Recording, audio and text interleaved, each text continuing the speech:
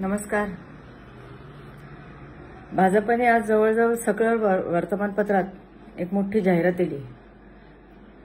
त्या जाहिरातीवरती एवढाच मजकूर आहे, एक है तो सेफ है. आणि या एक है तो सेफ है ही जी अक्षर आहेत त्या अक्षरामध्ये वेगवेगळ्या डोक्यावर जे परिधान करतात त्याच्या वेगवेगळ्या पद्धतीच्या पगड्या दिल्या. ते जे आहेत ते जी चित्र आहेत पगड्या म्हणजे वेगवेगळ्या जाती जे आपल्या मस्तकावर परिधान करतात वेगवेगळ्या प्रकारांनी ते सगळी ती छोटी छोटी चित्र दिली आहेत. मला हे बघून खूप वाईट वाटलं आणि खूप दुःख झालं आणि धक्का बसला की भाजपाने आता अशा प्रकारचा प्रचार सुरू केला. जेव्हा नरेंद्र मोदीजी आले 2014ला तेव्हा नरेंद्र मोदींना सगळ्यांनी एकाच कारणासाठी मतं दिली होती. तेव्हा नरेंद्र मोदी फारसे कोणाला माहीत पण नव्हते आणि ते एकच कारण असं होतं की ते फक्त विकासाचं बोलले होते आणि त्या विकासाच्या बोलण्यावरती सर्वजण खुश झाले होते. त्याच्यानंतर आम्ही नरेंद्र मोदींना दोनदा, महाराष्ट्राची जनता असेल सगळी जनता असेल, त्यांनी दोनदा त्यांना पंतप्रधान पद दिले आणि दोनदा पंतप्रधान पद दिल्यानंतर जर नरेंद्र मोदी आणि भाजपा हे विकासाची भाषा सोडून जाती जमातींची भाषा करत असेल, आदिवासी ओबीसींची भाषा करत असेल तर त्याहून वाईट दुसरी कुठलीच गोष्ट नाही. आधी योगी आदित्यनाथ आले, त्यांनी सुरू केलं बटेंगे तो कटेंगे, बटेंगे तो कटेंगे. हे कुणाला बोलतात कळतंय सगळ्यांना. हे व्हायला नको, देशातही व्हायला नको, महाराष्ट्रात तर नकोच नको. महाराष्ट्र हा छत्रपती शिवाजी महाराजांचा महाराष्ट्र आहे, ज्यांचे सेनेचा जो मुख्य अधिकारी तो मुस्लिम होता.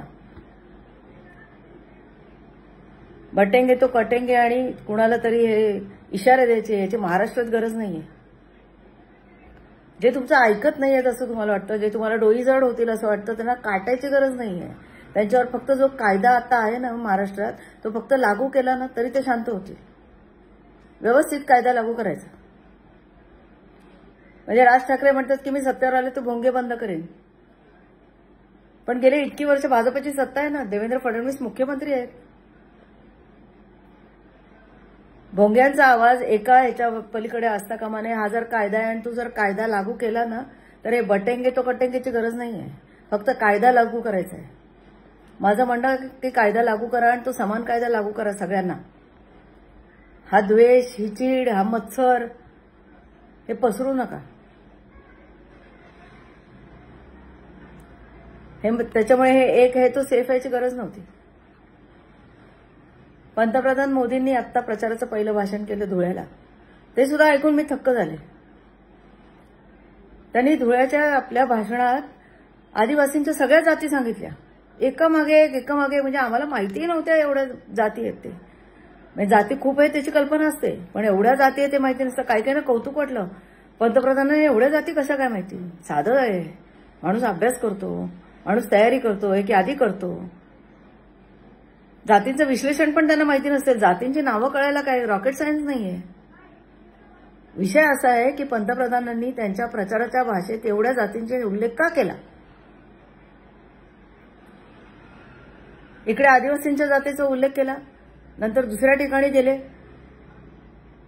तिथे ओबीसी समाजाचा उल्लेख केला आणि घोषणा काय दिली, एक है तो सेफ है. हे आता मराठा समाज साधारण मी जे काय बघते ते भाजपच्या विरोधात गेलाय. मुस्लिमांना तो बाटेंगे तो कटेंगे करताय. मग तुम्हाला जी मतं हवीत ती कुठून मिळणार. ती विकासाची भाषा तुम्ही सोडून दिली आहे ना. आता तुम्ही आता कुठली भाषा बोलताय. आता तुम्हाला ओबीसी आणि आदिवासी तुमच्याकडे पाहिजेत. ओबीसी आणि आदिवासींची मतं तुम्हाला पाहिजेत आणि म्हणून पंतप्रधान धुळ्याला येतात आणि सगळ्या जाती बोलून दाखवतात. आदिवासींच्या ज्या पोट जाती आहेत त्या सगळ्या बोलून दाखवतात. नंतर ओबीसी समाजाबद्दल सगळ्यांना बोलतात आणि म्हणतात तुम्ही एकत्र राहा, नाहीतर कोणीतरी तुमचं आरक्षण घेऊन जाईल. काँग्रेसची भाषा बोलायला लागलात तुम्ही. आम्ही काँग्रेसला नाकारून तुम्हाला आणलं कारण तुम्ही विकास करणार आहात म्हणून. तुम्ही आता काँग्रेसचीच भाषा बोलायला लागलात. म्हणजे ते मुस्लिमांसमोर लाचारी करणार, तुम्ही ओबीसी आदिवासी आणि यांना सांगणार की बाबा बघा आम्ही तुम्हाला सगळं देतो, तुम्ही आम्हाला मतदान करा. जाती जातीचा महत्व आणि जाती जातींमध्ये द्वेष हा म्हणे शरद पवारांनी सुरू केला. हे शरद पवारांनी आणलं असं वारंवार सांगितलं जातं. अनेक प्रचार सभेत तुम्ही ऐकलं असेल. पण मुळात जातींचा आधार हा बीजेपीने पण घेतला. जेव्हा राजकारणात बीजेपीचा उदय झाला तेव्हा भाजपा ही ब्राह्मणांचा पक्ष आहे अशी साधारण एक सगळीकडे असं हे होतं की हा ब्राह्मणांचा पक्ष आहे. ब्राह्मणांच्या पक्षाला कोण मतदान करणार? फक्त ब्राह्मणच मतदान करणार. मग भाजपच्या लक्षात आलं की फक्त ब्राह्मणांच्या मतावर आपण सत्तेवर नाही येऊ शकत. मग काय करायचं? कदाचित अनेक जणांना हा इतिहास माहिती नसेल. हा इतिहास समजून घेणं आवश्यक आहे. मग भाजपाने एक माधव फॉर्म्युला आणला. त्याला माधव फॉर्म्युला म्हणतात. अनेकदा नेत्यांनी त्यांच्या प्रचारात हे माधव असा उल्लेख केलाय. माधव म्हणजे नाव नाही.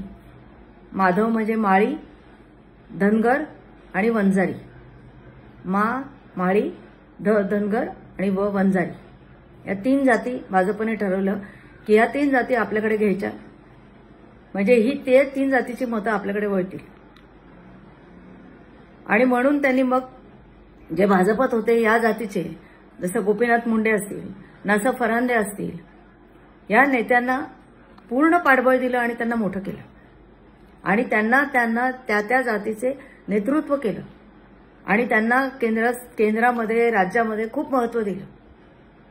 त्यांच्या मागे जी जातीची सगळी समीकरणं होती, त्यांच्या मागे जे जातीचे सगळे लोक होते ते मग भाजपकडे वळले आणि भाजपला त्यांची मतं मिळू लागली. त्यामुळे जातीचं राजकारण हे शरद पवार करतात, पण जातीचं राजकारण हे पहिल्यापासून भाजपने सुद्धा केलेलं आहे आणि आता ह्या निवडणुकीत ते वाढत चाललंय. एक है तो सेफ है ही जाहिरात भाजपकडनं अपेक्षित नाही. भाजपने हे करू नये. हे जातीचं राजकारण, हे मुस्लिमांचा द्वेष. मुस्लिमांना आज 5% आरक्षण आहे त्यांच्या धर्माच्या आधारावर शिक्षणात आणि हे आरक्षण जावं यासाठी भाजपने काहीही प्रयत्न केला नाही. जेव्हा मोदी पंतप्रधान झाले तेव्हा ते पाकिस्तानला गेले होते वाढदिवस साजरा करायला. केक भरवून आले. तुम्हाला सगळ्यांना माहिती आहे. पाकिस्तानात गेले होते. त्या देशाच्या प्रमुखाला जाऊन त्याच्या वाढदिवसाच्या दिवशी स्पेशल विमानाने जाऊन केक भरवून आले होते. मुसलमानांचा द्वेष करण्यापेक्षा त्यांना त्यांच्यावरती कायदा लागू करा. जसा हिंदूंवर लागू करतात तसं मुसलमानांवर लागू करा. ते पण शांत होते. त्यांना सारखं डिवचायचं, त्यांना उचकवायचं आणि मग हिंदूंची मतं मिळवायची. हे राजकारण तर बास झालं. खूप झालं हे. प्रत्येक भाषणात तुम्ही म्हणता की शाहू फुले आंबेडकरांचा महाराष्ट्र आहे. शाहू फुले आंबेडकरांचा महाराष्ट्र आहे. शाहू, महात्मा फुले आणि आंबेडकर या तिघांनी जाती द्वेष पसरवला नाही. सर्वांनी जाती निर्मूलनासाठी काम केलं. प्रत्येकाने जाती निर्मूलनासाठी काम केलं. जाती भिडवल्या नाहीत. एक है तो सेफ है म्हटलं नाही. बटेंगे तो कटेंगे म्हटलं नाही. आज भाजपकडे दुसरा मुद्दा राहिलेला नाहीये का? प्रचार सभा ज्या होत आहेत, अमित शहाजी आलेत, नरेंद्र मोदीजी आलेत, ते आपल्या प्रचार सभेत काय बोलतात? नंबर 1 म्हणजे हे एक है तो सेफ है, जातीचं राजकारण, सगळ्या जाती सांगायच्या, तुम्हाला धोका आहे म्हणून सांगायचं, तुम्ही आम्हाला मतदान करून सांगा, नाहीतर तुमचं आरक्षण घालवेल म्हणून सांगायचं. आणि तो मुद्दा संपला की त्यांच्याकडे महाराष्ट्रातला मुद्दा नाहीच आहे. गुंतवणूक आणणार म्हणतात तर कुठली गुंतवणूक आणणार म्हणतात? विदेशातनं गुंतवणूक येणार आहे 52%. कुठे आहे? नावं सांगायला पाहिजेत ना. नावं सांगा. विदेशातले कुठल्या कुठल्या कंपन्या महाराष्ट्रात आल्या, त्यांनी कुठे कुठे कारखाने उभे केले, उभे करणार आहेत आणि त्यातून किती नोकऱ्या येणार आहेत? नुसतं आम्ही 25 लाख लोकांना नोकऱ्या देऊ आणि 2.5 लाख लोकांना नोकऱ्या देऊ काय आहे? आम्ही खूप वेळा ऐकलंय. प्रत्येक निवडणुकीत ऐकतो आम्ही ते. त्याच्यानंतर तुम्ही काश्मीरचं सांगता 370 कलमचं. 370 कलम हा लोकसभेत विषय होता 100%. हा विधानसभेत विषय आहे का? काश्मीर हा विधानसभेचा विषय आहे का? त्याच्यानंतर तुम्ही राम मंदिराचं सांगता. राम मंदिर बांधलं, त्याचा फायदा तुम्ही लोकसभेत घेतला. राम मंदिर काँग्रेसला बांधता आलं नाही. राम मंदिर आम्ही बांधलं, राम मंदिर आम्ही बांधलं. अजून राम मंदिर पूर्ण व्हायचंय. मला वाटतं 2027 होणार राम मंदिर पूर्ण व्हायला. पण हे विषय विधानसभेचे नाहीये. विधानसभेत आमच्या महाराष्ट्राच्या लोकांना जे पाहिजे ना त्याच्याबद्दल बोलणं अपेक्षित आहे. पण भाजपकडे बहुतेक ते बोलायला काहीच नाहीये. देवेंद्र फडणवीसांचं भाषण ऐकून पण मला आश्चर्य वाटतं. देवेंद्र फडणवीस एका ठिकाणी गेले, म्हणाले जतला, म्हणाले आमच्या गोपीचंदला निवडून आणा, आम्ही जतमध्ये उद्योग आणतो. गोपीचंदला निवडून नाही आणलं तर काय करणार तुम्ही? तुम्ही उद्योग नाही आणणार, हे अशा घोषणा करता तुम्ही. मग ते धुळ्याला गेले. धुळ्याला पंतप्रधानांचा सभा होती, त्याच्या आधी फडणवीसांचं भाषण झालं. तर फडणवीस धुळ्याच्या ह्याच्यात काय म्हणाले की धुळे जिल्हा हा महाराष्ट्राचा नंबर 1 चा जिल्हा करणार. लक्षात ठेवा फडणवीसजी, तुमची जर सत्ता आली तर तुमचं हे दायित्व आहे, धुळ्याला महाराष्ट्राचा नंबर 1 चा जिल्हा करायचा. कारण नंतर तुमच्या लक्षात राहणार नाही. कारण प्रचाराच्या ओघात तुम्ही प्रत्येक ठिकाणी जाता आणि ज्या ज्या जिल्ह्यात जातात त्या त्या जिल्ह्यात म्हणतात की हा जिल्हा आम्हाला नंबर 1 ला न्यायचा आहे, हा जिल्हा आम्हाला नंबर 1 ला न्यायचा आहे. किती जिल्हे तुम्हाला नंबर 1 ला न्यायचे असं तुम्ही म्हणालेत नाही, तुमच्याच लक्षात राहत नाही.